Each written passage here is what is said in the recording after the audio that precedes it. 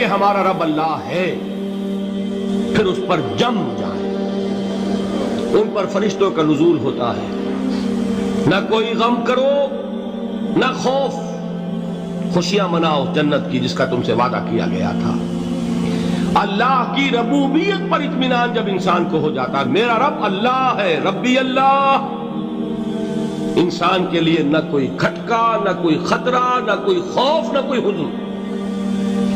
جو کچھ ہو رہا ہے کس کے اذن سے ہو رہا ہے؟ اللہ کے اذن سے۔ اللہ کے اذن کے بغیر پتا تک نہیں ہلتا۔ یہ کوئی اندھا بہرا مادہ نہیں ہے جس سے مجھے کوئی خوف ہو۔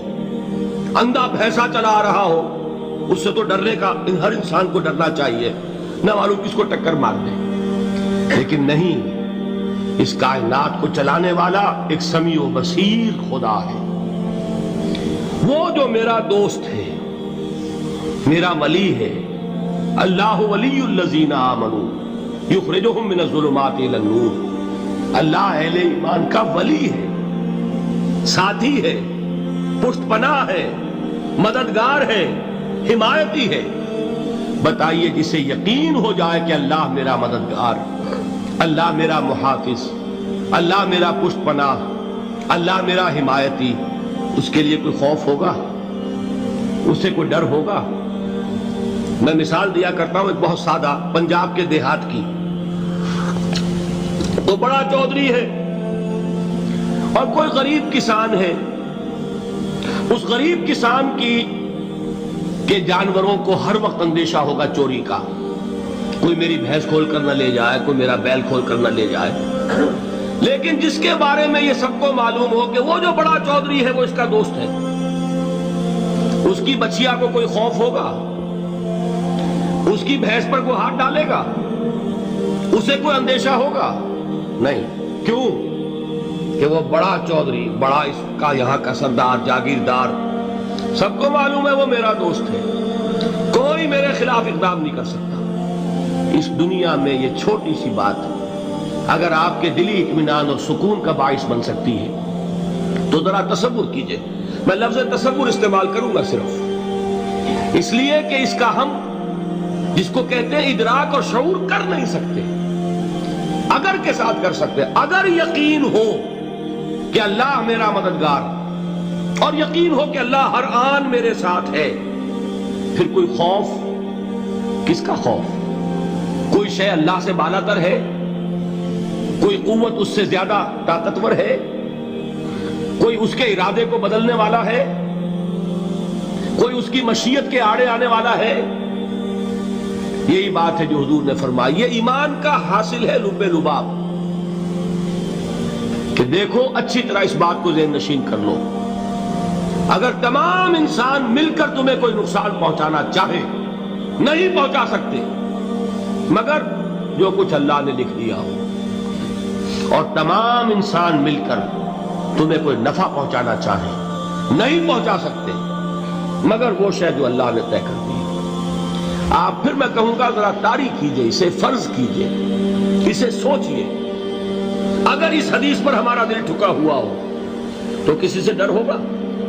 یہ مجھے نقصان نہ پہنچا دے، یہ میری رپورٹ خراب نہ کر دے، یہ میری انکریمنٹ نہ رکوا دے، یہ میرا یہ نہ بگاڑ دے، یہ میرا یہ نقصان نہ پہنچا دے۔ اس کا ڈر، اس کا ڈر، اس کا خوف، اس کی خوشامد، اس کے لیے جا کر طرح طرح سے اپنی عزت نفس کو ذلیل کروانا اس کے سامنے، یہ سب کچھ کیوں کرتا ہے انسان؟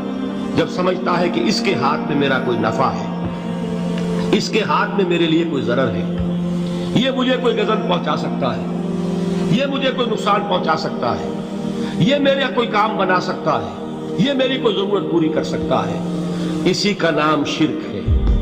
جہاں آپ نے یہ سمجھا کہ غیر اللہ کے اندر کوئی طاقت موجود ہے، وہی شرک ہے۔ بتوں سے تجھ کو امیدیں، خدا سے نومیدی، مجھے بتا تو صحیح اور کافری کیا ہے؟ شرک تو یہ ہے۔ جس پر بھی تمہیں یہ خیال ہے، کلمہ ہے یہ کلمہ سوم، لا حول ولا قوت الا باللہ، ذرا اس پر دل کو کبھی اگر آپ تصور کریں، پھر فرض کریں، دل ٹھک جائے اس پر، کوئی طاقت نہیں۔ یہی بات تھی جو شیخ عبد القادر جیلانی رحمۃ اللہ علیہ نے اپنی وصیت میں اپنے بچے سے کہی. 11ویں دینے والے ہیں، لیکن حضرت شیخ عبد القادر جیلانی کی وصیت اور تعلیمات کو کتنے لوگ ہیں تم جانتے ہو؟ یہ جن مقامات تک پہنچے ہیں وہ کس چیز کی بدولت پہنچے ہیں؟ انہوں نے جو پیغام دیا وہ کیا تھا؟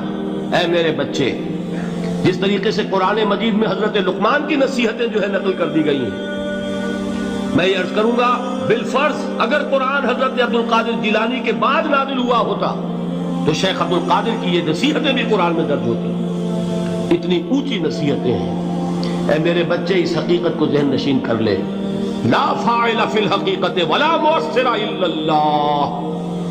اس کائنات میں نہ کوئی فاعل حقیقی ہے نہ مؤثر حقیقی ہے سوائے اللہ. کسی شے میں کوئی تاثیر نہیں اگر اللہ نہ چاہے. آگ جلا نہیں سکتی اگر اللہ نہ چاہے. پانی ڈبو نہیں سکتا اگر اللہ نہ چاہے. زہر ہلاک نہیں کر سکتا اگر اللہ نہ چاہے.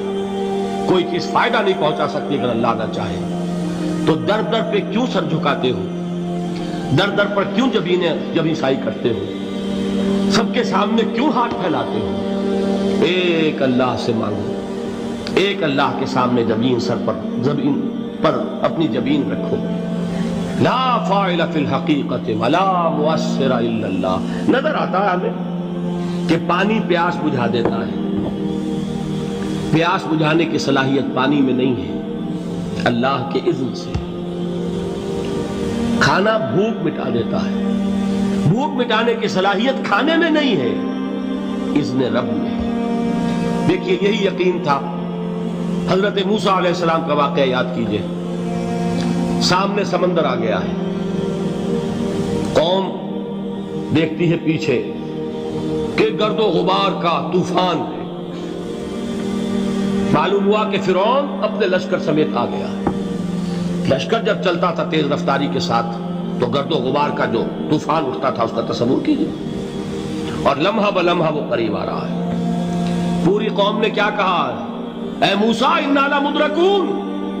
اے موسیٰ ہم تو پکڑے گئے. قرآن مجید میں تو یہاں وہ باتیں نہیں لکھی ہے، لیکن تورات میں یہ درج ہے کہ بنی اسرائیل جھگڑنے لگے، دست و گریبان ہو گئے موسیٰ کے ساتھ. موسیٰ ہمیں یہاں مروایا لا کر، اس سے تو ہم ہی بہتر تھے. وہاں کھانے کو ملتا تھا، زندگی تو تھی، بیگار ہم کر رہے تھے، موت تو نہیں تھی.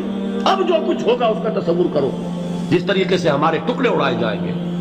تو لڑ رہے ہیں حضرت موسیٰ علیہ السلام سے. یہ تورات کی تفصیل ہے. قرآن میں صرف اتنا آیا ہے، پریشان ہو کر انہوں نے کہا انا لمدرکون. موسیٰ ہم تو پکڑے گئے. اس وقت موسیٰ کا جواب کیا ہے؟ کلا ان معی ربی سیہدین. نہیں، میرے ساتھ میرا رب ہے، وہ راستہ دے گا. بتائیے کہاں راستہ نظر آ رہا ہے؟ یہ ہے ایمان بالغیب. راستہ نظر نہ آئے تب اللہ پر یقین ایمان ہے. جیب میں پیسے ہوں اور تب دل کو اطمینان ہے تو ایمان کس پر ہوا؟ پیسے پر، اللہ پر نہیں. جب وسائل و ذرائع نہ ہو اور پھر یقین ہو کہ اللہ مسبب